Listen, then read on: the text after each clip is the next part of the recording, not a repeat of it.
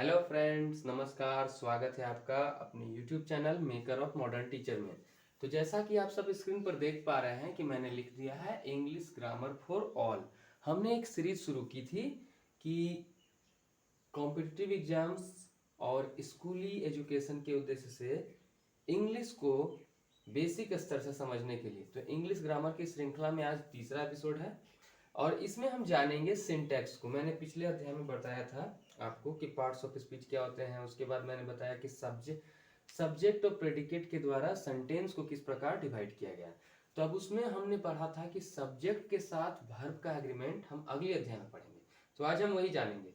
जैसा कि मैंने यहाँ लिख दिया है कि सब्जेक्ट वर्ब एग्रीमेंट, यदि सिंगुलर सब्जेक्ट हो तो सिंगुलर वर्ब तथा प्लूरल सब्जेक्ट हो तो प्लूरल वर्ब, यही प्रयोग किया जाता है। अगर सब्जेक्ट समझना है तो पहले आपको पर्सन जानना होगा। पर्सन का मतलब ही सब्जेक्ट होता है। पर्सन या सब्जेक्ट दो प्रकार के होते हैं, सिंगुलर और प्लूरल। तो पहले सिंगुलर में क्या होता है और प्लूरल में क्या होता है इसे समझ लीजिए। सिंगुलर में आई, मी, माई, जैसे कि मैं, मुझे, मेरा। और प्लूरल में अगर आ जाते हैं तो वी, आवर, अस, अर्थात हम, हमारा, हमें, बस यही सब होता है। आगे हम पढ़ते हैं कि अगर सिंगुलर में सेकेंड फॉर्म, सेकेंड पर्सन जो होता है वो होता है यू या योर। यू मतलब तुम, योर मतलब तुम्हारा। और प्लूरल में यदि बोलते हैं तो यू मतलब आप और योर्स मतलब आपका या आपकी। थर्ड पर्सन में ही, शी, इट, कोई भी नाम, जैसे राम, सीता, दिस, दैट। और प्लूरल में him, this, those, they, there, them आदि आते हैं। पर्सन में फर्स्ट पर्सन, सेकंड पर्सन और थर्ड पर्सन जो है, फर्स्ट पर्सन जो कि बात को बोल रहे वाला होगा, सेकंड पर्सन जिसे बोला जा रहा है या जो सुनने वाला होगा, थर्ड पर्सन जिसके संबंध में बात किया जा रहा है। इसी से इंग्लिश का कोई भी वाक्य तैयार होता है।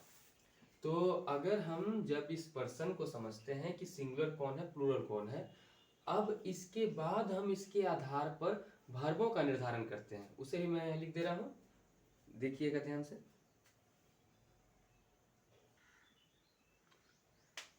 देखिए, अब आप स्क्रीन पर देख रहे होंगे कि मैंने लिख दिया है कि सिंगुलर सब्जेक्ट के अंतर्गत कौन आ जाएंगे और सिंगुलर और उसके साथ सिंगुलर वर्ब कैसे लगेगा, प्लूरल सब्जेक्ट कौन आ जाएंगे, प्लूरल वर्ब कैसे लगेगा। जैसे कि I, you, he, she, it, Ram, Sita, sorry, Sita, the boy, the girl, ये सब सिंगुलर सब्जेक्ट के अंतर्गत आ जाएंगे। और इनके साथ जैसे कि आई के साथ एम लगाएंगे, यू के साथ आर लगाएंगे, इज लगा सकते हैं, वॉज लगा सकते हैं, हैज लगा सकते हैं, डज लगा सकते हैं और राइट्स। इसके नीचे मैंने लिख दिया है V5, यानी कि वर्ब का फिफ्थ फॉर्म, वर्ब का पांचवा रूप। जैसे देखिए, जब भी आप वर्ब पढ़ते होंगे तो V1, V2, V3, V4, V5। जैसे उदाहरण मैंने एक लिया है do, do, did, done, doing, does. तो पांचवा फॉर्म जो होता है वो सिंगुलर वर्ब का होता है और जो पहला फॉर्म होता है वो प्लूरल वर्ब का होता है। जैसे आगे देख लीजिए, प्लूरल सब्जेक्ट में we, you, they, Ram and Shyam, these, those, the boys, the girls. इनके साथ हम आर लगाएंगे, वेयर लगाएंगे, हैव लगाएंगे, डू लगा सकते हैं, राइट लगा सकते हैं, ड्रिंक लगा सकते हैं। ये सब वर्ब का फर्स्ट फॉर्म है, मैंने लिख दिया है। अब पहली बात आपको जान लीजिए कि ये जो आई होता है और यू होता है, ये लिखते तो है सिंगुलर में लेकिन ये वर्क करता है प्लूरल की तरह।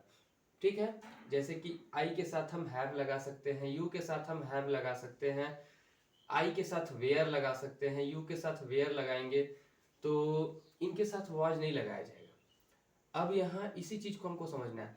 एक हैड होता है जो वो यहां भी लगेगा और यहां भी लगेगा। अब इनका प्रयोग कैसे करते हैं वो हम आगे सीखते हैं, देखिएगा।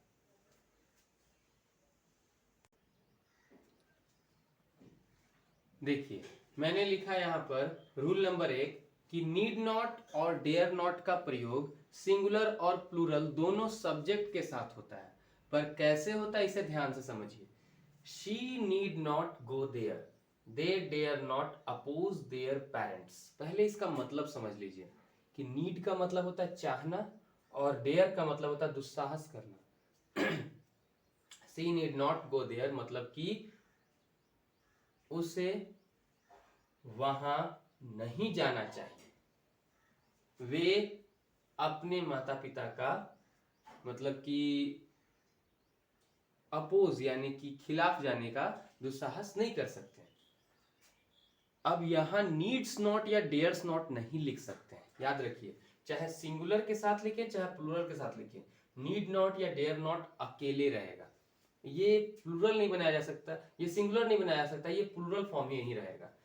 दूसरा है, अगर नीड और डेयर लिखते हैं तो वहां पर सिंगुलर और प्लूरल दोनों रूप में प्रयोग कर सकते हैं। जैसे कि सी नीड्स अ बुक, वह एक किताब चाहती है। दे नीड बुक्स, उन्हें किताबें चाहिए। तो इन दोनों अर्थों में हम इसका प्रयोग देखें। अब इसी प्रकार के कुछ और रूल्स भी मैं आपको समझा दे रहा हूं। यहां देखिएगा, मैंने एक स्पेशल केस लिया है एंड का प्रयोग। यदि एंड का प्रयोग दो सिंगुलर नाउन के बीच लगा हो तो हम कह सकते हैं वहां प्लूरल वर्ब लगाया जाएगा। लेकिन यदि किसी पेयर यानी कि जोड़े वाले शब्द में एंड लगा हो तो वहां सिंगुलर वर्ब लगेगा। जैसे कि दो नाम है राम एंड श्याम, कोई जोड़ा नहीं है, ये दो अलग अलग चीजें हैं, अलग अलग चीज जिनका अलग अलग कोई मतलब अलग अलग अस्तित्व बना हुआ है। राम एंड श्याम, हैज और हैव, ध्यान दीजिए, हैज सिंगुलर है, हैव प्लूरल है। अब हम यहाँ किसका प्रयोग करेंगे, हैव डन देयर वर्क या हैज डन देयर वर्क। तो हम आराम से भी पढ़े जो रूल में कि यहाँ पर अगर दो सिंगुलर नाउन के बीच एंड लगा हो तो वहां प्लूरल वर्ब लगेगा, तो हैव लगेगा। ब्रेड एंड बटर, देखिए ब्रेड एंड बटर ये एक जोड़ा है। जैसे copy and pencil, bat and ball, जो जोड़े वाले शब्द रहेंगे उनमें इज या आर कौन लगेगा, माई फेवरेट ब्रेकफास्ट, मेरा सबसे पसंदीदा नाश्ता है, तो यहां हम इज का प्रयोग करेंगे। इसी प्रकार का एक अन्य स्पेशल केस मैं अभी आपको दिखाता हूं। यहां आप स्क्रीन पर देख पा रहे होंगे द का प्रयोग। यदि मैंने पहला लाइन लिखा है कि द प्रिंसिपल एंड सेक्रेटरी, अब यहां ब्रैकेट में वाज या वेयर देयर, कि प्रिंसिपल और सेक्रेटरी वहां थे या था, क्या होगा। अब यहां ध्यान दीजिए, यदि द का हिंदी में बोलना तो बहुत आसान हो जाता है, लेकिन जब हम इंग्लिश में प्रयोग कर रहे हैं तो जब हमने यहां पर लगा दिया है द, जो कि एक आर्टिकल है, स्पेशल केस में है ये कि यदि मैंने द को सिर्फ पहले वाले नाउन के साथ लगाया है तो यहां पर जो होगा वह वाज होगा कि वेयर होगा। अब आप समझने की कोशिश करिए, तब जो है ना हम सिर्फ वॉच को लेंगे, तब सिर्फ वॉच को लिया जाएगा। लेकिन यदि मैंने the principal and the secretary, the को दोनों जगहों पर प्रयोग किया है तो वेयर को लिया जाएगा। एक छोटी सी गलती आपको नंबर कटवा सकती है। अभी मैं आपको सबसे most important each and every से संबंधित केस बताने जा रहा हूं।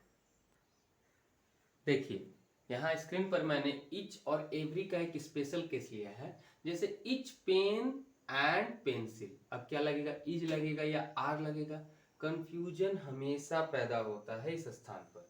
तो यदि मैं देखूं कि each pen and pencil is या आर, तो करेक्ट हमेशा होता है जब इच केवल एक ही बार लग रहा है तो इज लगेगा। लेकिन each pen and each pencil जब दोनों को अलग अलग कर दिया गया तो इससे जो है ना एक प्लूरल सब्जेक्ट का पता चलता है, तो इसीलिए आर लगेगा। अब एवरी बॉय एंड गर्ल, तो यह एक सिंगुलर सब्जेक्ट बन जाता है तो ये इज लगेगा। लेकिन every boy and every girl जब ऐसा हो जाता है तो यहां पर आर लगेगा। तो इस प्रकार के कुछ और जो रूल्स हैं वो मैं आपको बता रहा हूं, उन्हें भी देखिए।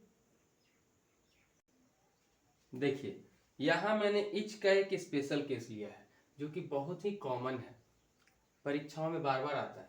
जैसे कि इच हैज या हैव अ पेन, जब इच का प्रयोग हम सब्जेक्ट के रूप में कर रहे हैं, सिंगल इच ही जब बन जाए सब्जेक्ट, तो इच के साथ इच को जो है ना हम हैज अ पेन, यानी कि याद रखिए पहले ही आप जानते हैं ये सिंगुलर के रूप में माना जाता है, सिंगुलर रहेगा। इच हैव अ पेन नहीं प्रयोग होता है। लेकिन यहीं पर ध्यान रखिएगा, यदि आप वी इच लगा दिए तो आप क्या सोच रहे होंगे कि we each has a pen या हैव अ पेन। जब इसके आगे जैसा सब्जेक्ट रहेगा, यदि यहाँ वी है तो हम इसे हैव अ पेन लेंगे, और यदि ये सिंगुलर बनता है तो सिंगुलर का लेंगे। याद रखिए, इच का ये स्पेशल केस है। अब